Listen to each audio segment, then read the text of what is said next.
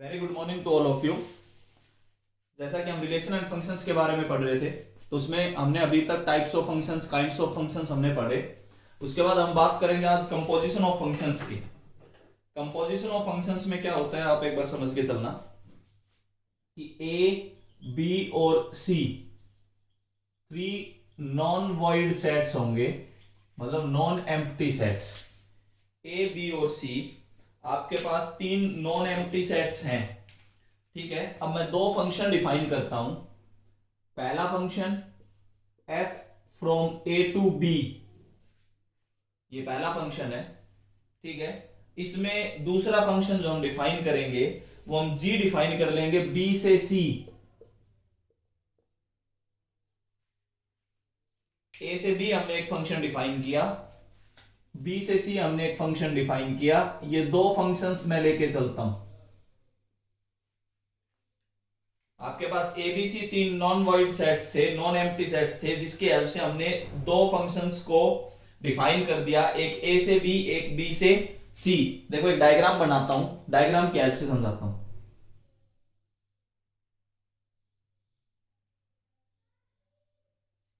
ये आपके पास एक डायग्राम है, इसमें ये ए सेट, ये बी सेट, ये सी सेट, तीन नॉन एम्प्टी सेट आपने बनाए। यहां पे आपने x लिया, इस x पे और इस पे आपने फंक्शन डिफाइन कर दिया f। तो यहां आपको क्या मिला, f ऑफ x। यही तो आउटपुट हुई। जब आप x इनपुट दे रहे हो तो आपके पास आउटपुट क्या आएगी, f ऑफ x। अब f ऑफ x आप इनपुट दोगे किसके लिए, g फंक्शन के लिए। अब यहां से आपने फिर से एक g फंक्शन डिफाइन कर रखा है इधर। तो आपको जो लास्ट में मिला f ऑफ x अब की बार इनपुट है, तो आपको जो आउटपुट मिली वो आउटपुट ये मिली g of f of x। आपने x इनपुट दी, a का पार्ट है x, a से b आपने फंक्शन डिफाइन किया f, वो f ऑफ x पहुंच गया आउटपुट। अब इस फंक्शन की जो आउटपुट है वो दूसरे फंक्शन के लिए इनपुट है, या f ऑफ x आपने इनपुट दी, g फंक्शन अप्लाई कर दिया, आपको मिल गया लास्ट में g of f of x। Actual में इसी कंप्लीट फंक्शन को, ये जो नजर आ रहा है आपको, इसी कंप्लीट फंक्शन को g ऑफ f बोला गया। देखो g ऑफ f का मतलब है ये, एक्चुअल में g ऑफ f का देखो ये मतलब हुआ g ऑफ f, इसका मतलब g of f of x, ये मीनिंग है। अब g ऑफ f में आप देखो कंडीशंस अभी मैं समझाऊंगा, अगले डायग्राम में मैं आपको कंडीशन समझाऊंगा। पहले एक बार ये सुनना कि g ऑफ f में पहले f होगा फिर g होगा, ये ध्यान रखना। लिखा तो जाएगा g ऑफ f, लेकिन पहले कौन सा फंक्शन डिफाइन हुआ है, f, फिर कौन सा फंक्शन डिफाइन हुआ है, g। मैं कंपोजिशन ऑफ फंक्शंस की बात कर रहा हूं। मैं एक बार रिपीट करता हूं, तीन नॉन एम्प्टी सेट्स लिए जिसमें दो फंक्शंस हमने डिफाइन किए। पहला फंक्शन a से b, f नाम दिया उसको, दूसरा फंक्शन b से c, g नाम दिया उसको। ऐसे दो फंक्शंस हैं, आपने तीन सेट बनाए a, b और c। ठीक है, पहला फंक्शन हमने डिफाइन किया a से b में f, हमने इनपुट ली x, तो हमें आउटपुट मिली f ऑफ x। अब ये जो आउटपुट है ये g फंक्शन के लिए इनपुट का काम करेगी, तो हमें अब इनपुट मिली f ऑफ x, किसके लिए, g के लिए, और g फंक्शन अप्लाई करते हैं हमें आउटपुट क्या मिल गया, g of f of x। इसी फंक्शन को g ऑफ f बोला गया। अब g ऑफ f में आपने ध्यान दिया होगा पहले g डिफाइन नहीं होगा, g ऑफ f में पहले क्या डिफाइन होगा, f, और फिर क्या डिफाइन होगा, g। पहले f डिफाइन होके फिर g डिफाइन होता है। एक तो मेन ये कंडीशन थी। अब हम बात करेंगे कंडीशन की, कि जरूरी नहीं है ये एग्जिस्ट करे, ऐसा जरूरी नहीं है कि ये एग्जिस्ट करे। तो जो मैं अगले डायग्राम में इसको ये क्लियर करूंगा कि किन कंडीशंस पे g ऑफ f एग्जिस्ट करता है और किन कंडीशंस पे g ऑफ f एग्जिस्ट नहीं करता। हम एक बार उनकी ओर बात करेंगे कि किन कंडीशंस पे g ऑफ f एग्जिस्ट करे। ऐसे f ऑफ g भी डिफाइन करेंगे। फिर पहले g ऑफ f की कंडीशंस को समझिए। मैं एक डायग्राम और बनाता हूं दोबारा से, जिसमें हम दोबारा से क्लियर करेंगे कि कंडीशंस क्या हैं।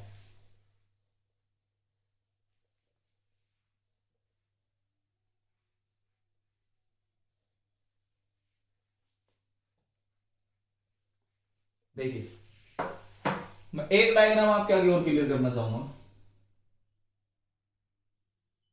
ये आपने सेट लिया A,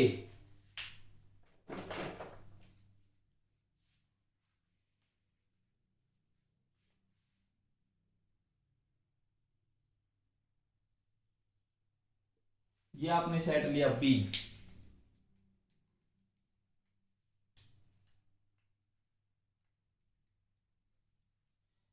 अब की बार मैं एक और सेट दिखा रहा हूं आपको यहां पे सी। कंडीशंस को क्लियर करने के लिए इसको भूल जाओ फिलहाल, ऊपर वाली कंडीशन को भूलो फिलहाल। मैं कंडीशंस को क्लियर करने के लिए आपको चार सेट के हेल्प से एक और एक डायग्राम बना के दिखाता हूं। और एक और आपने सेट लिया डी।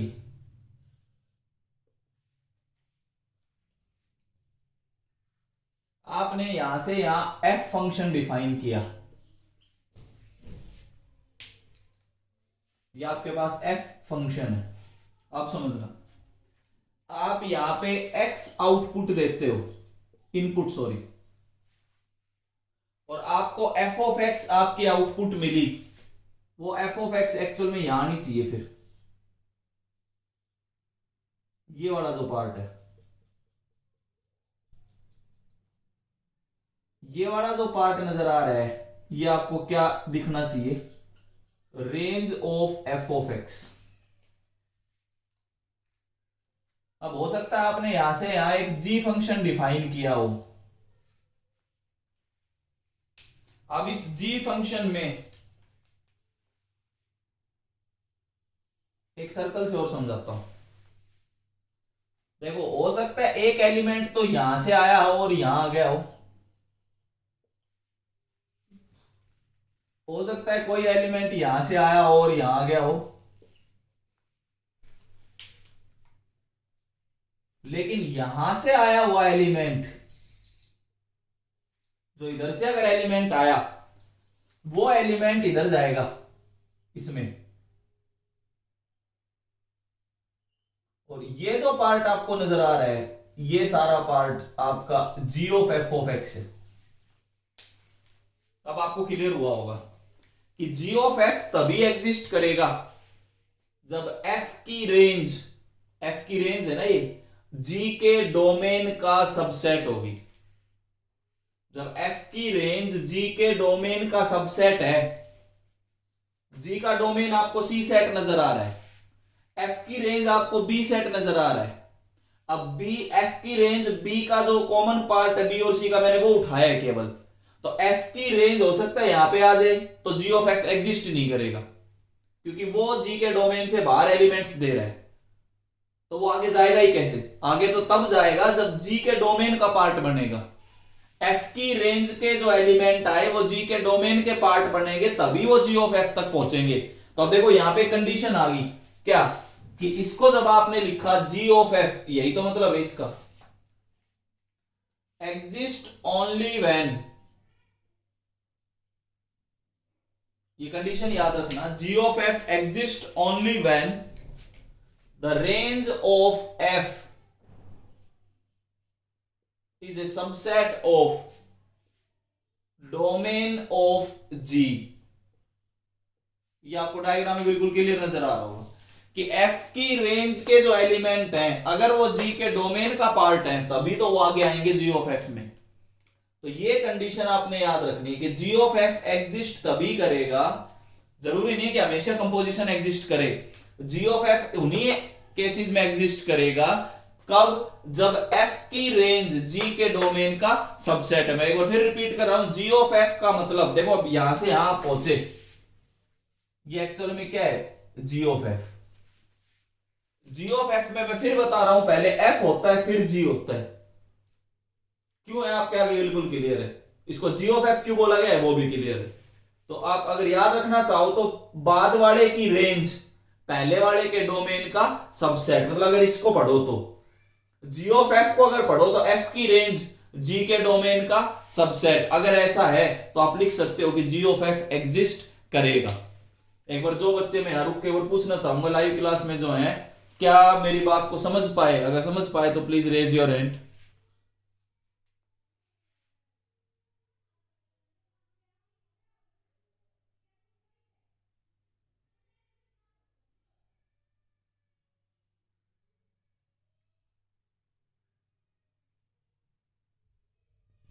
ओके,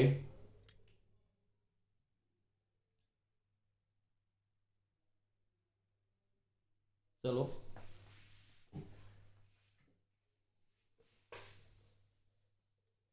देखो अभी तक आपने क्या पढ़ा, एक बार मैं वो ये लिख रहा हूं।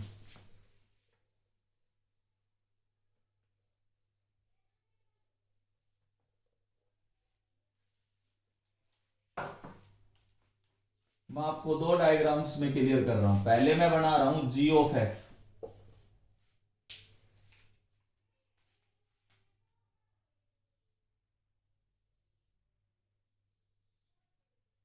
डायग्राम आपने याद रखना है। पहले हम फंक्शन डिफाइन करेंगे एफ, फिर हम फंक्शन डिफाइन करेंगे जी।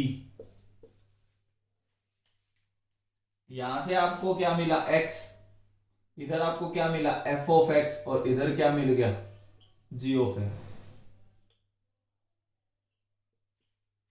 जी ऑफ एफ का तो ये डायग्राम है। इस पे कंडीशन ये है, range of F is a subset of domain of ji. F की रेंज जी के डोमेन का सबसेट है तो जी ऑफ एफ एग्जिस्ट करेगा। दूसरे डायग्राम में हम अब की बार बात करेंगे एफ ऑफ जी की। एफ ऑफ जी में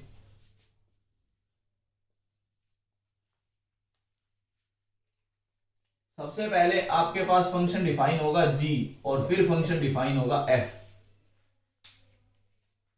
यहां आपने x इनपुट दिया, आपको आउटपुट मिला g of x,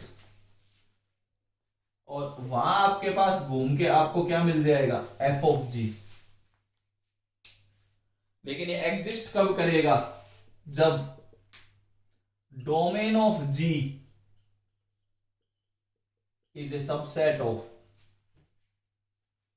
range of f।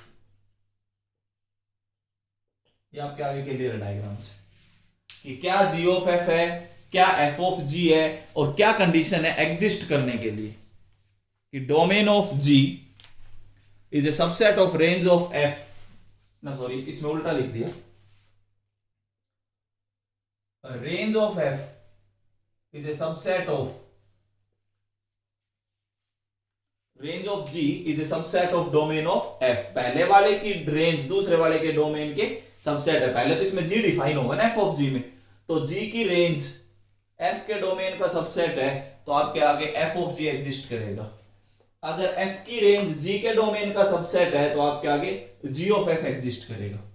ये डायग्राम से बिल्कुल क्लियर होता है कि कहां पे क्या एग्जिस्ट कराना है, f ऑफ g या g ऑफ f। दोनों क्वेश्चंस आपके आगे आएंगे, अभी करेंगे। कुछ क्वेश्चंस ऐसे भी आएंगे जिसमें हम वो पार्ट हमें एलिमिनेट करना होगा जो इस कंडीशन से बाहर है, और फिर हम डिफाइन करके दिखाएंगे कि हाँ इन कंडीशंस के लिए हम f ऑफ g या g ऑफ f एग्जिस्ट करवा सकते हैं इन कंडीशंस को हटा के। तो ऐसे भी क्वेश्चंस आते हैं। तो पहले तो आपको मीनिंग क्लियर होना चाहिए कि what is g of f, what is f of g। देखिए कुछ सिंपल क्वेश्चन से अगर हम शुरू करें, ये तो मैंने कंपोजिशन का मतलब समझाया आपको, कंपोजिशन की कंडीशन बताई है। दो टाइप के कंपोजिशन है आपके आगे, एक f ऑफ g, एक g ऑफ f। दोनों बोर्ड पे मैंने आपके आगे बना के दिए। अब हम क्या करेंगे, अपनी कुछ सिंपल क्वेश्चन से शुरू करते हैं। जैसे कि पहला, late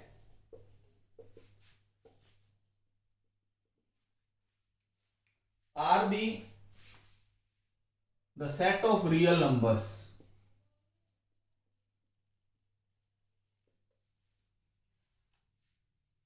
if f of R to R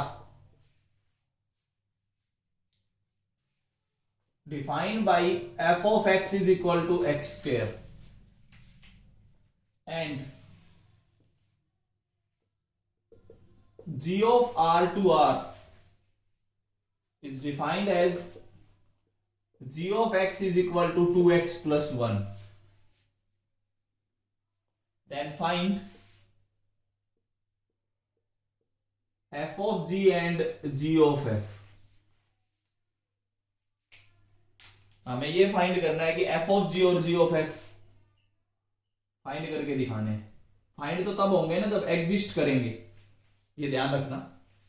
जैसे कि हमने फंक्शन पहला लिया f of x x square, और ये फंक्शन जो है वो रियल टू रियल है। रियल टू रियल का मतलब है कि यहां से जो डोमेन है वो भी आर है, रेंज है वो भी क्या है, आर है। या आप रेंज को अगर तरीके से डिफाइन करना चाहो तो देखो, डोमेन तो आर है, अगर आप रेंज की बात करें, इसका आउटपुट कभी भी नेगेटिव नहीं आ सकता, तो इसका मतलब इसकी रेंज आप ये लिख सकते हो 0 टू इंफिनिटी, कि आउटपुट हमेशा या तो 0 या 0 से बड़ा नंबर आएगा, तो 0 को इंक्लूड करते हुए आप f की रेंज लिख दोगे। ये पार्ट जरूरी है करना। इसके बाद अगर आप g ऑफ x की बात करते हैं, तो g ऑफ x देखिए क्या है,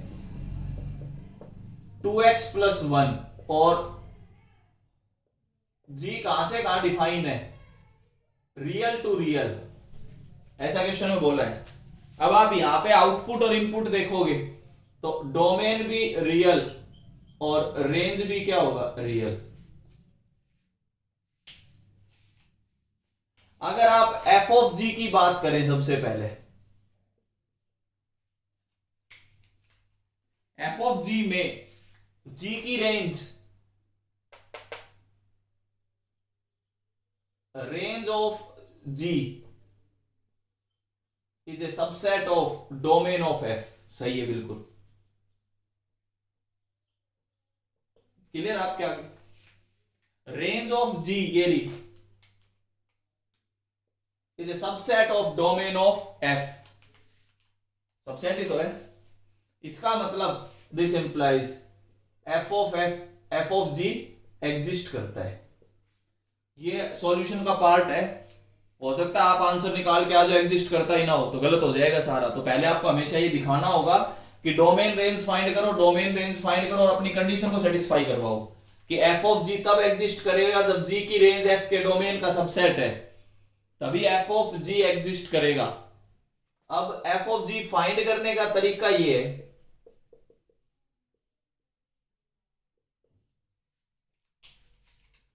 इसका एक ही मतलब होता है क्या, कि x is replaced by g of x in f of x, कि f ऑफ x में जहां x था उस x की जगह हमने क्या कर दिया, gx रिप्लेस कर दिया। f ऑफ x में जहां x था उस x की जगह हमने g ऑफ x रिप्लेस कर दिया, तो ये बनेगा x स्क्वायर था, x की जगह हमने क्या रिप्लेस कर दिया, g ऑफ x। अब g ऑफ x की वैल्यू क्या है, 2x प्लस 1 का स्क्वायर इज द आंसर। ये तो आपके पास f ऑफ g आया। इसी तरीके से जब आप g ऑफ f करोगे तो उस पर भी पहले कंडीशन हम चेक करके दिखाएंगे, हो सकता है पता लगे एग्जिस्ट ही ना करता और आपने आंसर बता दिया। हमने f ऑफ g फाइंड किया, अब हम क्या फाइंड करेंगे, g of f। g of f की कंडीशन सुनो, f की रेंज पे आ जाओ, ये रही f की रेंज,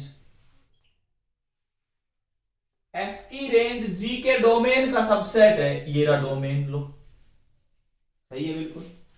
f की रेंज g के डोमेन का सबसेट है, क्लियर है भाई। Range of f is a subset of domain of g, हमने पहले ही डोमेन और रेंज लिख के दिखा रखे हैं। इसका मतलब g ऑफ f एग्जिस्ट करेगा, अदरवाइज एग्जिस्ट भी नहीं करेगा, ध्यान रखना। अब g ऑफ f निकालने का तरीका तो ये है,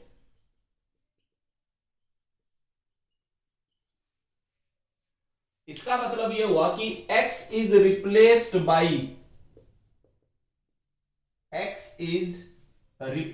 बाई f ऑफ x, किसमें, g ऑफ x में। g ऑफ x में x की जगह f ऑफ x रख दो, तो we get 2 times f of x plus 1। भाई जहां पे x नजर आ रहा था उस x की जगह हमने क्या रिप्लेस कर दिया, f of x। 2x plus 1 था, x की जगह f ऑफ x रिप्लेस कर दिया, तो 2 of f of x plus 1, f of x की वैल्यू रख दी, इज द आंसर। कैसे एग्जिस्ट करते हैं कंपोजिशन कैसे फाइंड किया जाता है, एक सिंपल सा क्वेश्चन मैंने आपके आगे लिखा, लेकिन डोमेन और रेंज निकालनी आनी चाहिए, तभी आप इस कंपोजिशन ऑफ फंक्शंस के क्वेश्चंस को कर पाओगे, क्योंकि वो बार बार इस कंडीशन को हमें हर क्वेश्चन में कंडीशन चेक करके दिखानी होगी, क्या ये एग्जिस्ट करता है, क्या एग्जिस्ट करेगा, अगर एग्जिस्ट करेगा तो ही आप लिखोगे। हाँ, कुछ क्वेश्चन हम एग्जिस्ट नहीं करते हुए भी हम उस क्वेश्चन को करेंगे, लेकिन कैसे, जिन जिन एलिमेंट्स की वजह से वो एग्जिस्ट नहीं करता उनको एलिमिनेट कर देंगे, बाकी एलिमेंट्स के लिए हम उसको लिख के दिखा देंगे कि हाँ, अगर आप कंपोजिशन लिखना चाहते हो तो इन्हीं बाउंडेशंस में लिखनी होगी, इसके बाहर आप कंपोजिशन नहीं लिख सकते। वो ये बार बार मैं इसी कंडीशन पे फोकस कर रहा हूं। देखो फिर मैं बार बार बोल रहा हूं, एफ ऑफ जी मतलब range of g subset of domain of f, g of f मतलब range of F is a subset of domain of g. एक बार जो बच्चे लाइव क्लास में जुड़े हैं प्लीज रेज योर हैंड अगर समझ आया हो तो यहां तक।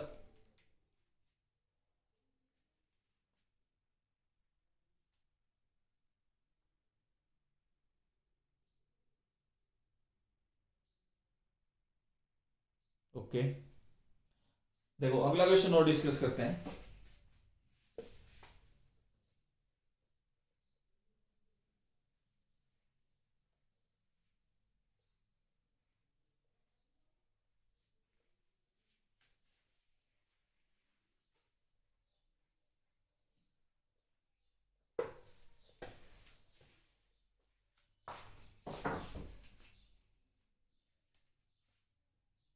ये किसको समझ इस टाइप के क्वेश्चंस भी आते हैं।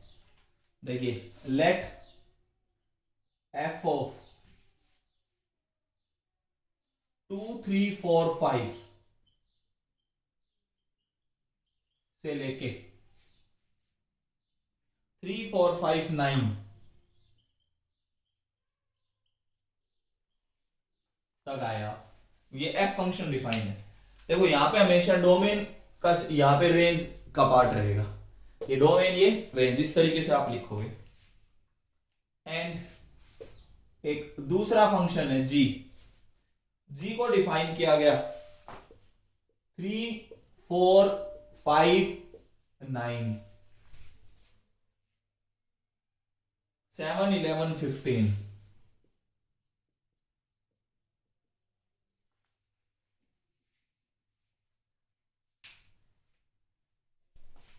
बी द फंक्शंस, ये दो फंक्शंस आपको क्वेश्चन में दिए गए,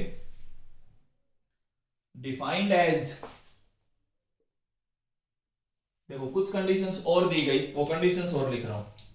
एफ ऑफ 2 की वैल्यू 3 दी गई, एफ ऑफ 3 की वैल्यू 4 दी गई, एफ ऑफ 4 की वैल्यू और एफ ऑफ 5 की वैल्यू दोनों की वैल्यू 5 है,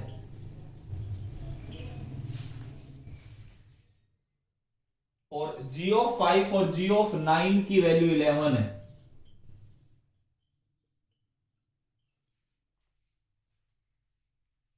इन्होंने बोला फाइंड, हमें फाइंड करके दिखाना है जी ऑफ एफ। ये क्वेश्चन दिया गया, किस टाइप के क्वेश्चंस को समझे, जी ऑफ एफ फाइंड करना है। देखो करोगे कैसे वो सुनते चलना। सबसे पहले अगर मैं f की बात करूं तो f आपके पास क्या था, 2 3 4 5 से लेके 3 4 5 9 तक आप गए हो। इसका मतलब यह है कि अगर मैं इसके डोमेन की बात करूं तो डोमेन है 2 3 4 5। अगर मैं रेंज की बात करूं तो रेंज है 3 4 5 और 9। ऐसे ही जो दूसरा फंक्शन है जी, 3 4 5 9 से लेके 7 11 15। अगर मैं यहां पे डोमेन की बात करूं तो 3 4 5 9। अगर मैं रेंज की बात करूं तो 7 11 और 15। इसके बाद हमें बात करनी है जी ऑफ एफ की। पहले तो देखते हैं एग्जिस्ट करता है या नहीं करता। Domain range of f, f की रेंज देखिए ये भी, is a subset of domain of g. हाँ बिल्कुल सही बात है, range of F is a subset of domain of जी।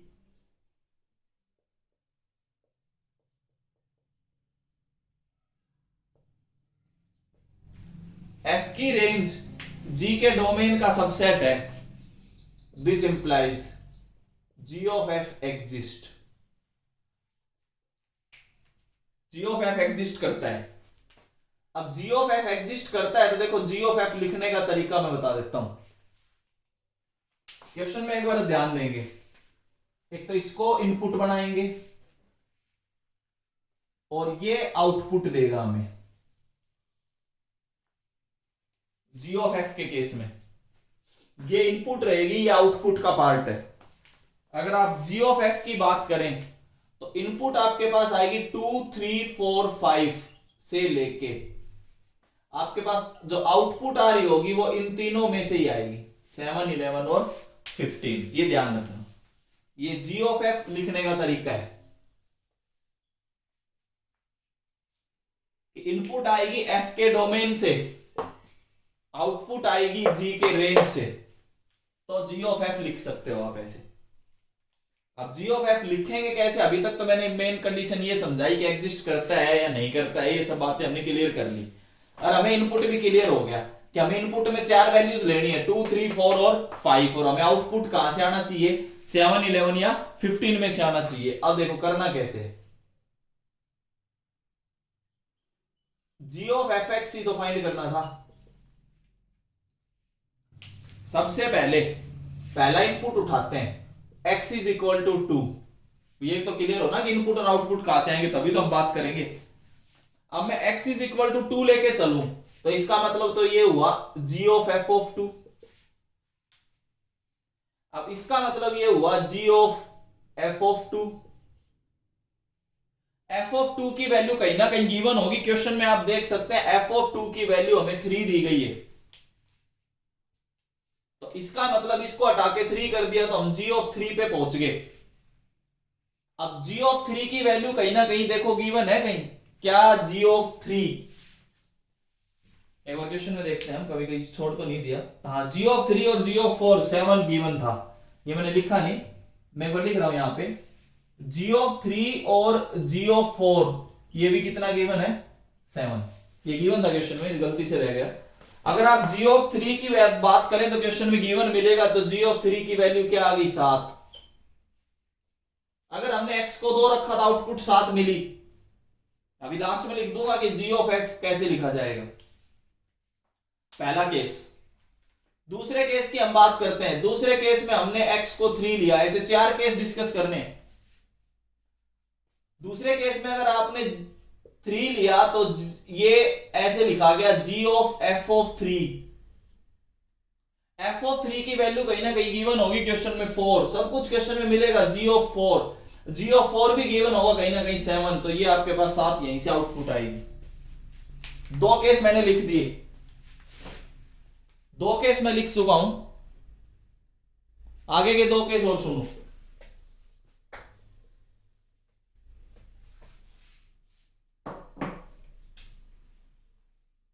अगर अगले 2 केस की बात करें, अब मैं x को अगले इनपुट क्या लूंगा, 4। अगर आप x को 4 लेके चलते हैं तो इसका मतलब g ऑफ f ऑफ 4, इसका मतलब g of f of 4। f of 4 और f ऑफ 5 की वैल्यू 5 है, तो g ऑफ 5, g ऑफ 5 की वैल्यू कहीं ना कहीं गिवन मिलेगी 11। ये लो आंसर। सब कुछ क्वेश्चन में इसीलिए तो डिफाइन किए गए थे कि लास्ट में आप इनपुट और आउटपुट पे पहुंचोगे एग्जिस्ट करवाने के बाद, तो इनपुट और आउटपुट यहीं से आएंगे, इनपुट वो लोगे, आउटपुट उसी का पार्ट मिलेगा। अगला एक लास्ट केस और बचा है कि हम x को क्या ले सकते हैं, 5। एक लास्ट इनपुट हमारे पास आती है, अब g of f of 5, g of f of 5 F of 5 की वैल्यू क्वेश्चन में देखोगे 5 मिलेगी, जी ऑफ 5 की वैल्यू आपको क्या मिलेगी 11। ये आपके पास आ गया। अब बात यह है कि सर हमने केस तो लिख दिए, अब फाइनल आंसर क्या लिखें कि जी ऑफ एफ कैसे लिखा जाएगा। देखिए जी ऑफ एफ लिखने का तरीका अब समझाता हूं मैं आपको। मैंने सारे केस आपके आगे डिस्कस किए, इनपुट कहां से आनी थी वो मैंने सारा डिस्कस किया, आउटपुट किसका पार्ट होगा वो भी मैंने डिस्कस किया। अब हम फाइनली पहुंचे कहां, फाइनली हम पहुंचे जी ऑफ एफ पे। जी ऑफ एफ लिखने का तरीका अब देखिए, 4 केस आपके आगे डिस्कस हुए। इनपुट आपने 2 ली तो आउटपुट आपको 7 मिली, पहला केस 2,7 ऑर्डर पेयर आएंगे जी ऑफ एफ में। आपने इनपुट को 3 लिया तो आउटपुट आपके पास 7 आई, तीसरा केस, दूसरा केस। आपने इनपुट को 4 लिया तो आउटपुट आपके पास 11 आई, तीसरा केस। आपने इनपुट को 5 लिया तो आउटपुट 11 मिला आपको, ये चौथा केस। ये आपके पास फाइनल आंसर है इसका। कि कोई आपसे जी ऑफ एफ पूछे तो 2 इनपुट पे 7 आउटपुट मिलेगा, 3 इनपुट पे भी 7 आउटपुट मिलेगा, 4 पे 11 और 5 पे 11। ये आपके पास फाइनली आंसर है। इस तरीके से आप इसको कर सकते हैं। थोड़ा सा एक क्वेश्चन और डिस्कस करता हूं इसी लेवल का। हाँ भाई प्लीज एक बार जो लाइव क्लास में जुड़े, अगर ये वाला क्वेश्चन बिल्कुल समझ आया है तो प्लीज रेज योर हैंड, ताकि फटाफट एक और क्वेश्चन डिस्कस करें।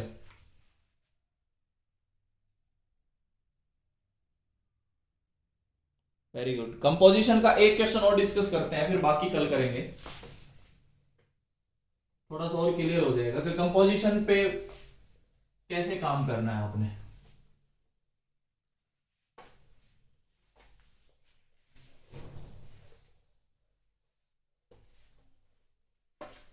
देखिए एक छोटा सा क्वेश्चन मैं और डिस्कस करूं, इसी लेवल का करते हैं, बाकी फिर आगे तो कल करेंगे। एफ एक डिफाइन किया गया 134 से 125, ये एक फंक्शन। जी एक डिफाइन किया गया 125 से 13 पे।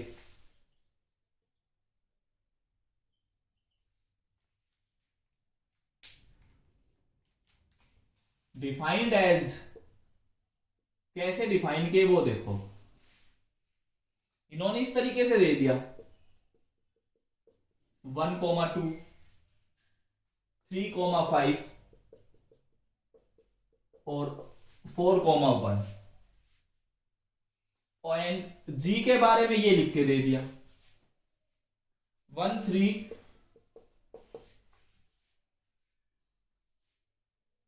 2 3 5 1।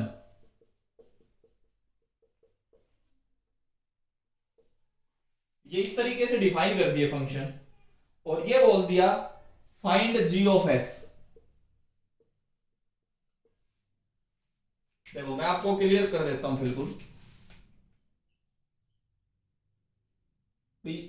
यहां से आप देख सकते हैं, क्वेश्चन में से आप बता सकते हैं कि भाई ये जो पार्ट है और ये जो पार्ट है, एफ का रेंज जी के डोमेन का सबसेट है। इट इज क्लियर दैट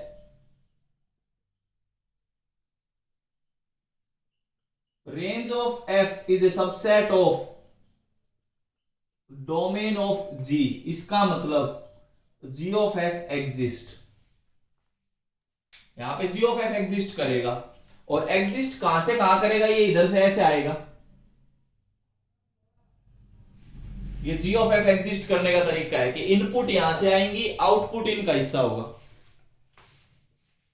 तो this implies ji of F जब आप लिखने लगे तो 1 3 4 से लेके और कहां तक आए 1 3 तक, ये आपके पास जी ऑफ एफ है।